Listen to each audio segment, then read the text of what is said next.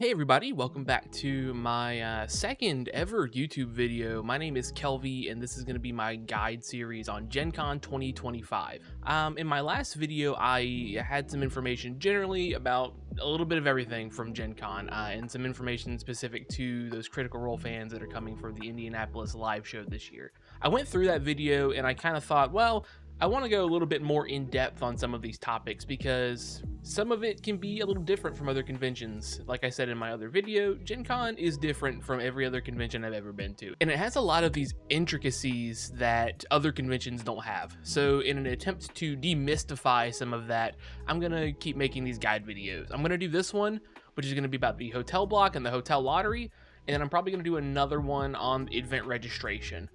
So we're going to leave all the event registration stuff out of this one, and we're going to go straight for just the hotel information, the hotel lottery. So if you've ever been to a convention before, you have maybe dealt with hotel blocks before. The convention itself will contract the hotels in the area, and they will allocate rooms for the convention for their attendees. The hotel block for Gen Con is a little bit different though, like just about everything with Gen Con is when it comes to other conventions. You may be used to getting a time when the hotel block opens and then everyone rushes in to book their room at the same time. That is not the case for Gen Con. There's actually a lottery system. So when you buy a badge, you get a time slot that you can come back and get a hotel room, and then you may or may not get a hotel because they are first come, first served. But let's break that all down. Let's go step by step on how this is going to work. Gen Con has released some information about 2025, so we now know when badges are going to become available, when the hotel lottery is going to start, the hotel pricing per night for the hotels in the hotel block. So let's start. The first step in this whole thing is going to be buying your badge.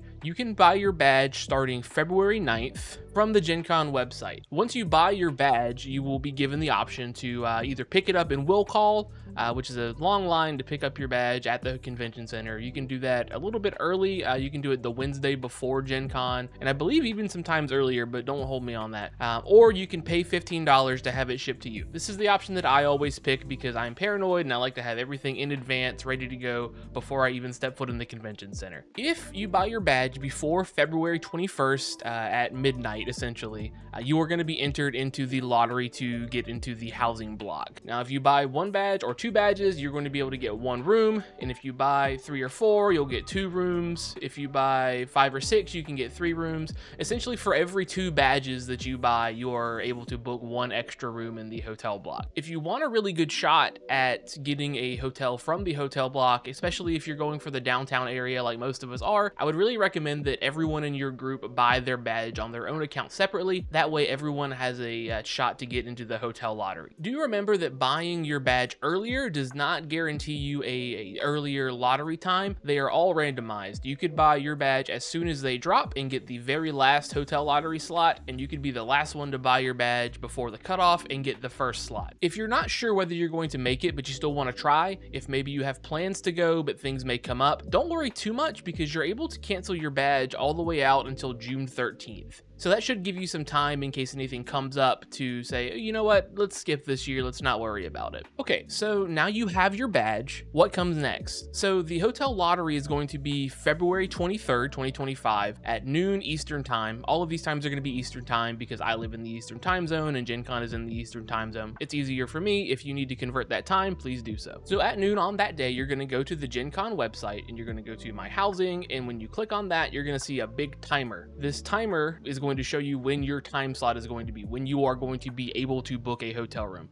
You're going to log in at noon, and if you're very, very lucky, immediately you will be able to book. That is probably not what's going to happen though. You are going to have to wait some amount of time to be able to actually book your hotel slot. I believe these hotel slots are continuous. There's not like a 12 o'clock slot, a 12:15 slot, a 12:30 slot. I believe they are down to the minute. You know, it's kind of hectic, and you really have to get lucky if you want to get one of these downtown rooms. They are usually gone within the first hour or 2 hours, and then the hotel block I would expect to sell out completely, even the non-downtown rooms this year. So when it is your time to book, your link to book will become clickable, and then you will click into their housing system. They use a system called Passkey by a company called Cvent. They're a third-party contractor for Gen Con. They don't have any actual affiliation with them. Gen Con can't modify the policies of Qvent or whatever. There are some new housing policies this year that weren't last year's policies. So the first one is that most of the hotels within the hotel block now require you to be 21 and have a valid ID to actually check in. The other being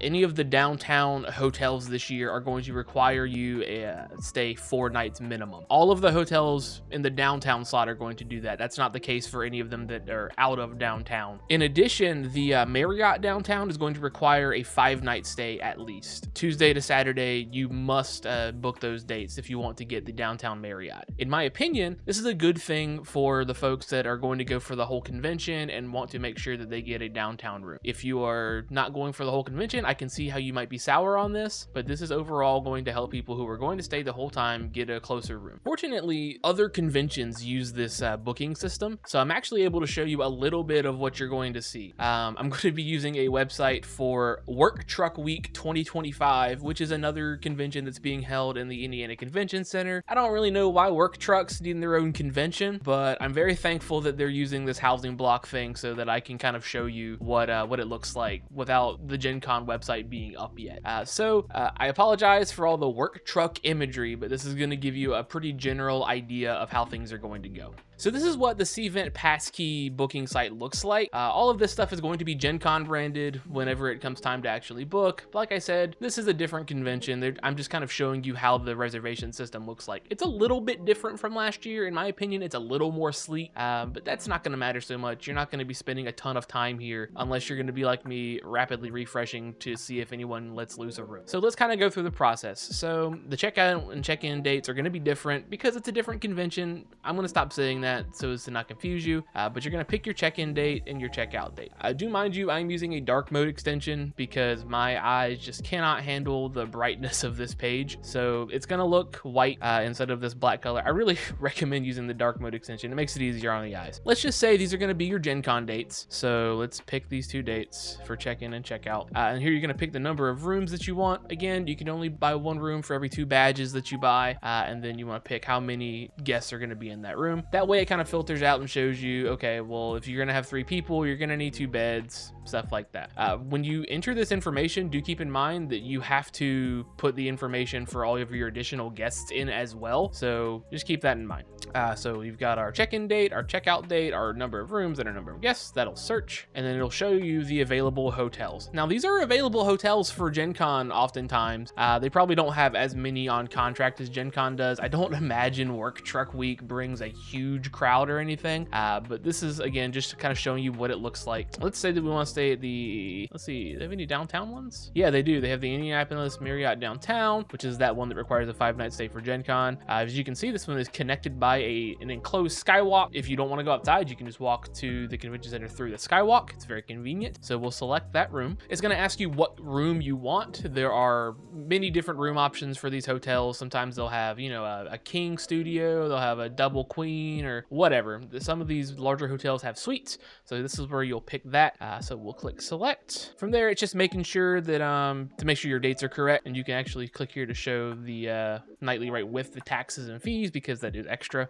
You'll see that over here in the reservation summary as well, but here you would click next, and this is where you would enter like your personal information, your guest address, and then the information for the different guests that will be coming with you staying on your reservation. You do have the option in some of these to put down like a rewards number, so if you're a member of these hotels, you can put your membership numbers in and they will collect points for your hotel account or whatever. This is also where you can request an accessible room. To my knowledge, there isn't a way to directly get an accessible room through Gen Con. It's one of the unfortunate things. They're trying to make this fair for everybody, and this is the most fair way to do it. But if you go down here and you click this checkbox next to accessible room in the request section, the hotel will do its best to accommodate you on that, and they'll reach out to you afterwards to make sure that everything's okay, or once your reservation's confirmed, you can reach out to them and make sure everything is good for you. And this will show the different policies. These are probably different from the Gen Con policies, but we'll go on with whatever. I'm not going to enter any of this stuff because it's pointless. The next page, you will confirm like your payment information,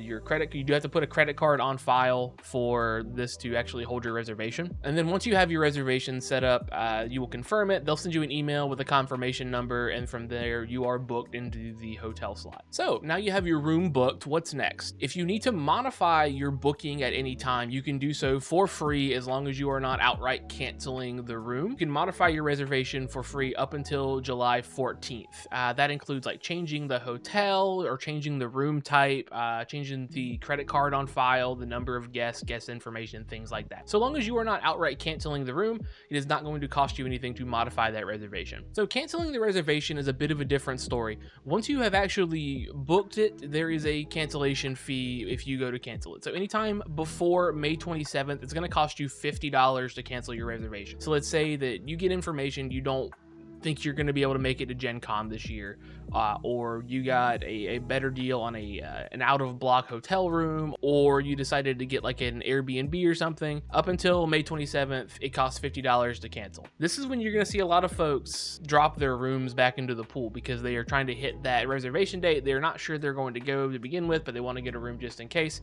They're going to cancel before May 27th for the purpose of avoiding the additional charge. This is a good date to look back for rooms if you didn't get the one that you wanted. So then starting May 28th, the cancellation fee goes up. It goes to the cost of one night stay at the hotel that you chose. So that fee can vary. If you got a more expensive hotel, it's going to cost a little bit more to cancel. That's just how it goes. So starting July 14th, your credit card on file is going to be charged the equivalent of one night stay as a deposit on the hotel room. This isn't negotiable. This isn't something that you can weasel your way out of. This is just something that has to happen. It's to confirm that you're going to stay.